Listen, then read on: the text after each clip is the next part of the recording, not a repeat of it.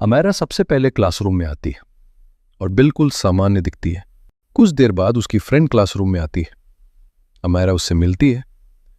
दोनों के बीच एक नॉर्मल स्कूल इंटरैक्शन जैसा दृश्य दिखाई देता है। इसके बाद अमायरा डांस क्लास में जाती है। वो बाकी बच्चों के साथ एक्टिविटी में शामिल होती है। वो पार्टिसिपेट करती है, डांस करती है और पूरे समय एक नॉर्मल एक्टिव चाइल्ड की तरह दिखाई देती है। फिर अमायरा वापस क्लासरूम में आती है। कुछ बच्चे टेप जैसी चीज से खेलते दिखाई देते हैं। क्लासरूम में मटेरियल इधर उधर हैंडल होता दिखता है। सीजर जैसी चीज भी बच्चों के हाथों में दिखाई देती है। इसके बाद अमायरा के आगे बैठे बच्चे डिजिटल स्लेट निकालते दिखाई देते हैं। ये वही डिजिटल स्लेट है जो क्लासरूम में अलाउड नहीं होनी चाहिए थी। क्लासरूम के अंदर टीचर की मौजूदगी में बच्चे उसे निकालते हैं और उस पर कुछ लिखते दिखाई देते हैं। फिर वही डिजिटल स्लेट बार बार अमायरा को दिखाई जाती है। यहीं से अमायरा की बॉडी लैंग्वेज बदलनी शुरू होती है। जो बच्ची कुछ देर पहले नॉर्मल थी वही अब असहज दिखाई देने लगती है। वो अपनी सीट पर बैठी है, लेकिन अब उसका ध्यान पढ़ाई पर नहीं है। उसके चेहरे और जेस्चर्स में परेशानी दिखने लगती है।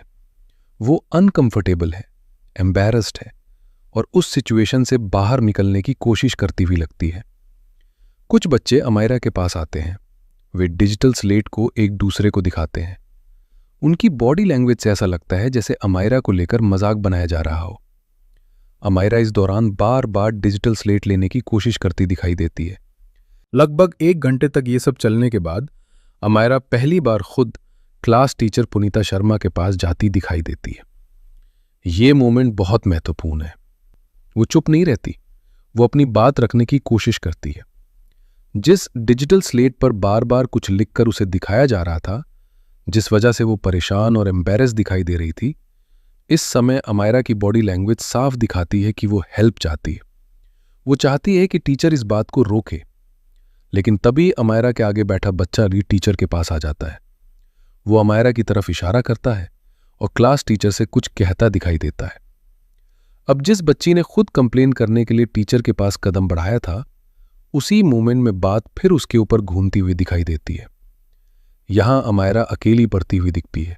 इसके बाद वही बच्चा फिर अमायरा की तरफ इशारा करता दिखाई देता है। वो दूसरे बच्चों से कुछ कहता है और फिर अमायरा दोबारा उन्हीं बच्चों की बुलिंग का शिकार होती दिखाई देती है। अमायरा अब फिर से क्लास टीचर पुनीता शर्मा के पास जाती है। वो टीचर की तरफ जाकर कुछ समझाने की कोशिश करती दिखाई देती है। उसकी बॉडी लैंग्वेज में एम्बैरेसमेंट साफ दिखता है। वो हाथ जोड़ती हुई भी दिखाई देती है, जैसे वो रिक्वेस्ट कर रही हो, जैसे वो कह रही हो कि मेरी बात समझिए, जैसे वो कुछ ऐसा बताना चाहती हो जिसे पूरी क्लास के सामने कहना उसके लिए बहुत मुश्किल हो। ऐसे सेंसिटिव मोमेंट में चाइल्ड सेफ्टी प्रोटोकॉल तुरंत एक्टिवेट होना चाहिए था। अमायरा को पीयर ग्रुप से अलग करके शांत जगह पर ले जाना चाहिए था। उसकी बात प्राइवेटली सुनी जानी चाहिए थी। क्लासरूम डिसिप्लिन रिस्टोर किया जाना चाहिए था और जरूरत पड़ने पर काउंसलर या सीनियर स्टाफ को इन्वॉल्व करना चाहिए था। लेकिन फुटेज में ऐसा कोई clear child safety protocol activate होता दिखाई नहीं देता। अमायरा फिर उसी क्लासरूम प्रेशर के बीच खड़ी दिखाई देती है और अमायरा की एम्बैरेसमेंट और बेचैनी और गहरी होती हुई दिखाई देती है। इसके बाद एक दूसरा बच्चा क्लास टीचर पुनीता शर्मा के पास जाता दिखाई देता है। जिस बच्ची ने पहले खुद बुलिंग और डिजिटल स्लेट वाली बात को लेकर टीचर तक पहुंचना चाहा था, अब वही बच्ची क्लासरूम में कंप्लेंट्स के बीच घिरती जा रही है। अमायरा फिर खुद को डिफेंड करने के लिए टीचर के पास जाती है। वो अपनी बात रखने की कोशिश करती है, लेकिन इसी दौरान क्लास टीचर एक और बच्ची को बुलाती है। अमायरा को डिसमिस करके वापस सीट पर भेज दिया जाता है। फिर जब उस बच्ची की बात सुनी जाती है, उसके बाद क्लास टीचर अमायरा से कुछ कहती दिखाई देती है। अमायरा अपनी सीट से फिर आगे की तरफ आती है। वो कुछ कहने की कोशिश करती है। उसकी बॉडी लैंग्वेज देखकर लगता है जैसे वो बार बार ये बताना चाह रही हो कि उसने कुछ नहीं किया, जैसे वो अपने ऊपर लग रही बात को डिनाई कर रही हो। लेकिन इस पॉइंट पर क्लासरूम का माहौल अमायरा के खिलाफ जाता हुआ दिखाई देता है। फिर क्लास टीचर अमायरा की तरफ उंगली करके उसे डांटती और सख्त तरीके से कुछ कहती दिखाई देती है। अमायरा उस समय पूरी तरह हेल्पलेस नजर आती है। वो अपनी बात समझाना चाहती है, लेकिन हर बार उसकी बात बीच में दबती हुई दिखाई देती है। इसके बाद अमायरा के आगे बैठा बच्चा फिर अपनी सीट से उठता है। इस दौरान वह अमायरा की तरफ भी इशारा करता है और किसी दूसरे बच्चे की तरफ भी उंगली से पॉइंट करता हुआ नजर आता है। क्लास टीचर कुछ बच्चों के पास जाती हैं, वो बच्चों से बात करती दिखाई देती हैं और उसी दौरान अमायरा की तरफ इशारा करके कुछ कहती हुई नजर आती हैं। यही वो मोमेंट है जहां अमायरा की बॉडी लैंग्वेज सबसे ज्यादा हिला देने वाली दिखाई देती है। वह हाथ अपने मुंह पर रखती है, फिर हाथ अपने सिर पर ले जाती है। वह पूरी तरह शॉक में दिखाई देती है। एक 9 साल की बच्ची इस तरह रिएक्ट कर रही है, ये कोई नॉर्मल क्लासरूम रिएक्शन नहीं लगता। उसकी बॉडी लैंग्वेज देखकर ऐसा महसूस होता है जैसे उसके सामने कोई बहुत गंभीर बात कह दी गई हो, जैसे उस पर कोई ऐसा आरोप लगाया गया हो जिसे सुनकर वो अंदर से हिल रही हो।